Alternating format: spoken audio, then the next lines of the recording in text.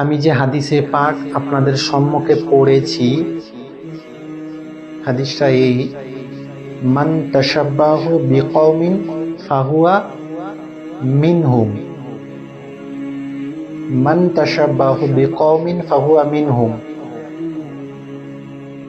Whoever imitates a people becomes one of them.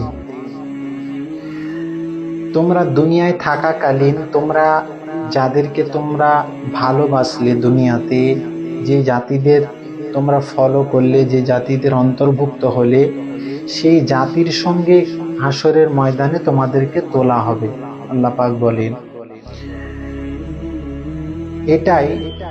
এই হাদিসটা এই জন্য পড়লাম, দুনিয়াতে আপনি যতদিন থাকবেন এটা চিন্তা করে চলবেন যে আপনাকে আমাকে ভালো সোহবত লাভ করতে হবে, ভালো মানুষের সংস্পর্শে থাকতে হবে, ভালো মানুষদের সঙ্গে কাটাতে হবে।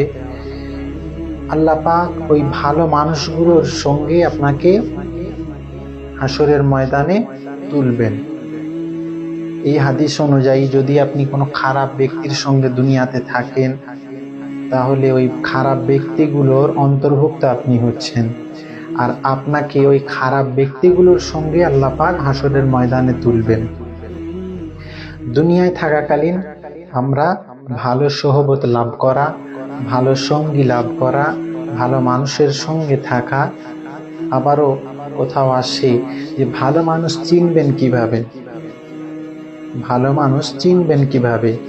যাদেরকে দেখলে আল্লাহর কথা মনে পড়ে যায়, যাদের কথা শুনলে আল্লাহর কথা ইয়াদ হয়ে যায়, মনে পড়ে যায়, তাদের সোহবত লাভ করা, তারাই হচ্ছে ভালো মানুষ।